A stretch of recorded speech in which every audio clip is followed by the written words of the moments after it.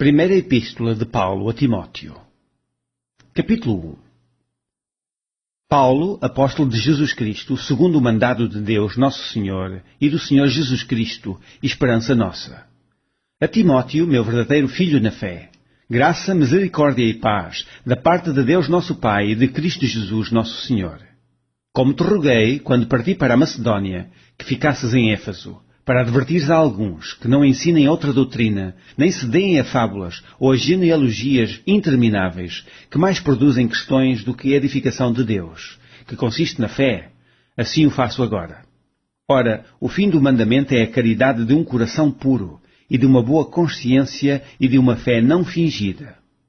Do que, desviando-se alguns, se entregaram a vãs contendas, querendo ser doutores da lei e não entendendo nem o que dizem, nem o que afirmam. Sabemos, porém, que a lei é boa se alguém dela usa legitimamente.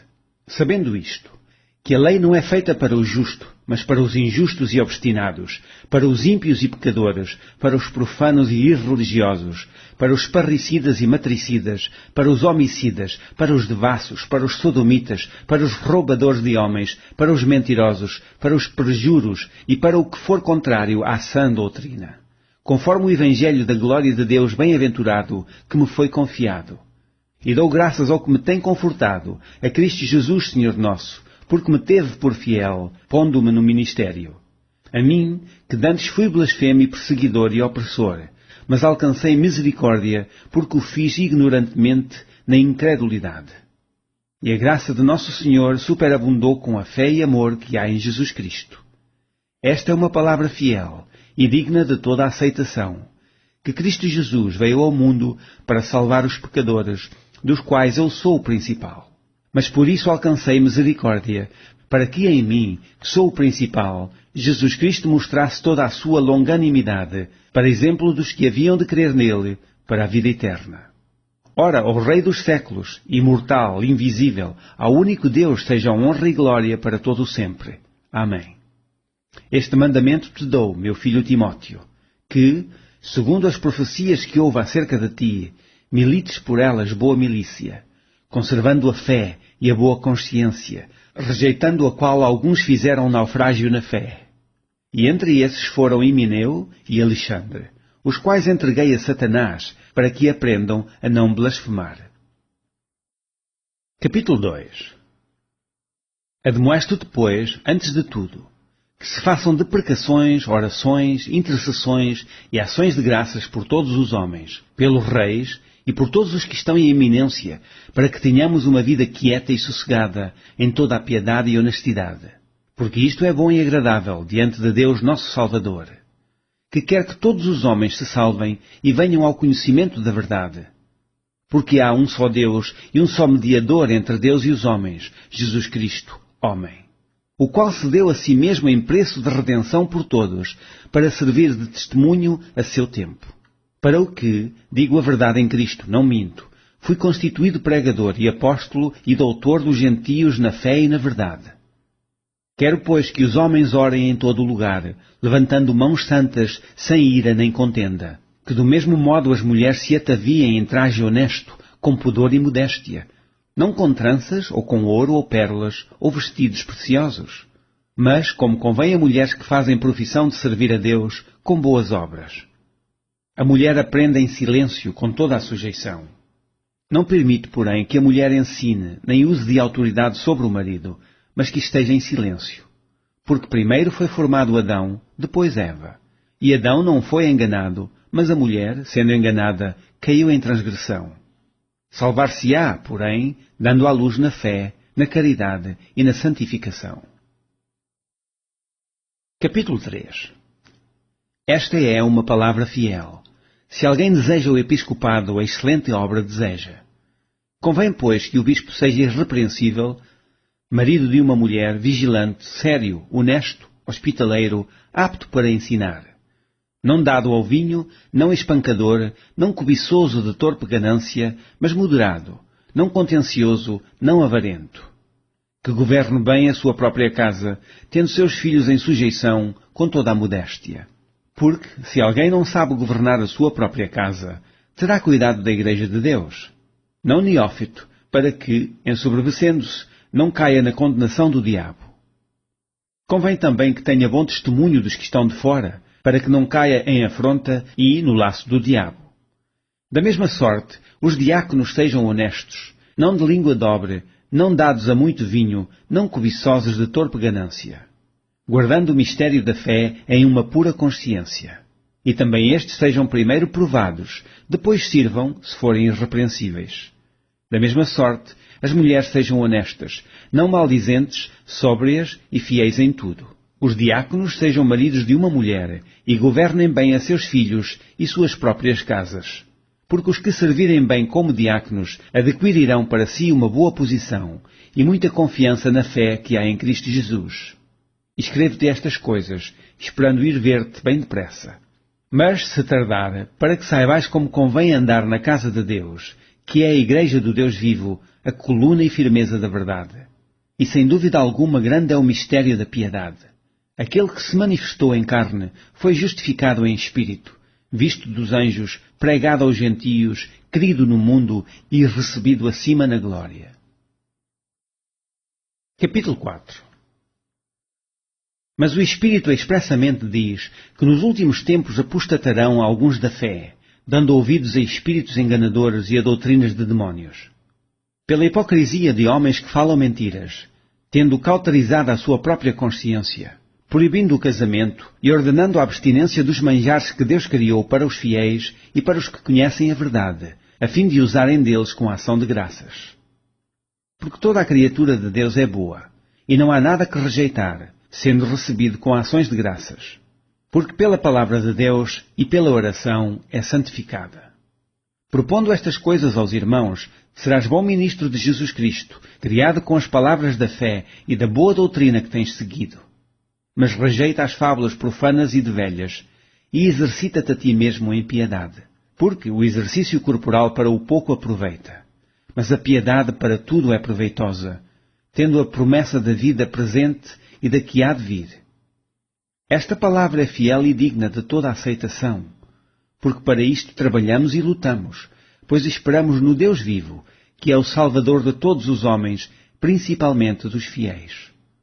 Manda estas coisas e ensina-as. Ninguém despreza a tua mocidade, mas sê o exemplo dos fiéis na palavra, no trato, na caridade, no espírito, na fé, na pureza. Persiste em ler, exortar e ensinar, até que eu vá. Não desprezes o dom que há em ti, o qual te foi dado por profecia com a imposição das mãos do presbitério. Medita estas coisas, ocupa-te nelas, para que o teu aproveitamento seja manifesto a todos. Tem cuidado de ti mesmo e da doutrina, persevera nestas coisas, porque, fazendo isto, te salvarás tanto a ti mesmo como aos que te ouvem. Capítulo 5. Não repreendas asperamente os anciãos, mas admoesta-os como a pais, aos mancebos como a irmãos, às mulheres idosas como a mães, às moças como a irmãs, em toda a pureza. Honra as viúvas, que verdadeiramente são viúvas, mas se alguma viúva tiver filhos ou netos, aprendam primeiro a exercer piedade para com a sua própria família e a recompensar seus pais, porque isto é bom e agradável diante de Deus. Ora, a que é verdadeiramente viúva e desamparada, espera em Deus e persevera de noite e de dia em rogos e orações. Mas a que vive em deleites, vivendo, está morta.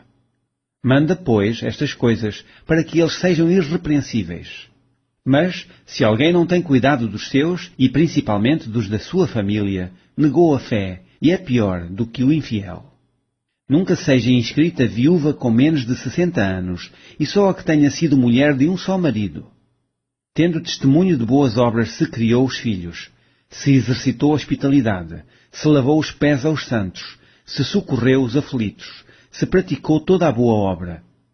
Mas não admitas as viúvas mais novas, porque quando se tornam levianas contra Cristo, querem casar-se.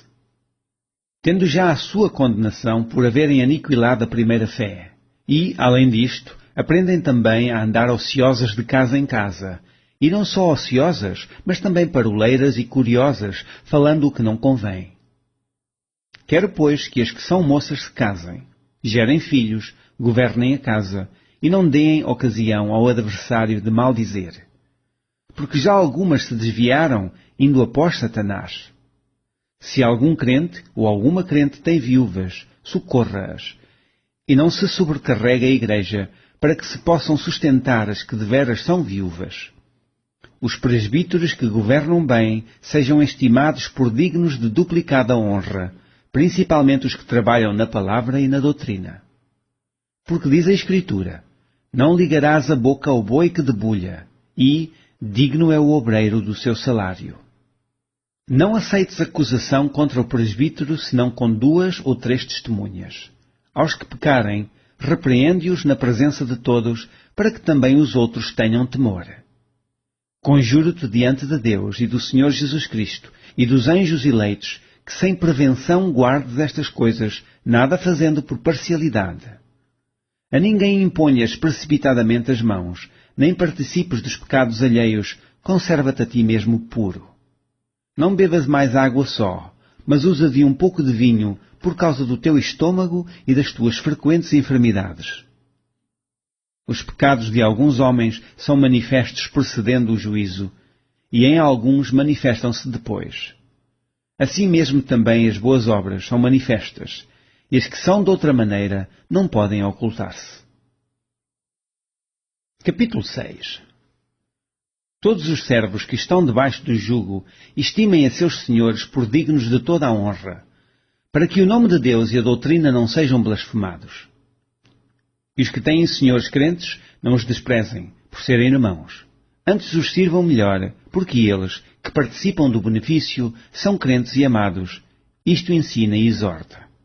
Se alguém ensina alguma outra doutrina e se não conforma com as sãs palavras de nosso Senhor Jesus Cristo e com a doutrina que é segundo a piedade, é soberbo e nada sabe, mas delira acerca de questões e contendas de palavras, das quais nascem invejas, porfias, blasfémias, ruins suspeitas, contendas de homens corruptos de entendimento e privados da verdade, cuidando que a piedade seja causa de ganho. Aparta-te dos tais. Mas é grande ganho a piedade com contentamento, porque nada trouxemos para este mundo, e manifesto é que nada podemos levar dele. Tendo, porém, sustento e com que nos cobrirmos, estejamos com isso contentes. Mas os que querem ser ricos caem em tentação e em laços, e em muitas concupiscências loucas e nocivas, que submergem os homens na perdição e ruína. Porque o amor do dinheiro é a raiz de toda a espécie de males, e nessa cobiça alguns se desviaram da fé, e se traspassaram a si mesmo com muitas dores. Mas tu, ó homem de Deus, foge destas coisas e segue a justiça, a piedade, a fé, a caridade, a paciência, a mansidão.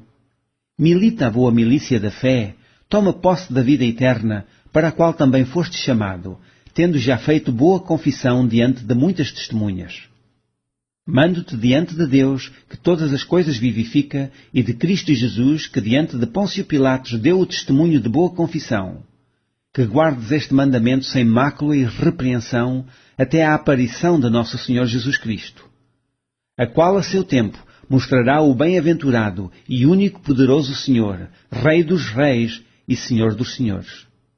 Aquele que tem, ele só, a imortalidade e habita na luz inacessível, a quem nenhum dos homens viu nem pode ver, ao qual seja honra e poder sempre eterno. Amém. Manda aos ricos deste mundo que não sejam altivos, nem ponham a esperança na incerteza das riquezas, mas em Deus, que abundantemente nos dá todas as coisas para delas gozarmos. Que façam bem, enriqueçam em boas obras, repartam de boa mente e sejam comunicáveis. Que entesourem para si mesmos um bom fundamento para o futuro, para que possam alcançar a vida eterna. Ó Timóteo, guarda o depósito que te foi confiado, tendo horror aos clamores vãos e profanos e às oposições da falsamente chamada ciência, a qual, professando-a alguns, se desviaram da fé. A graça seja contigo. Amém.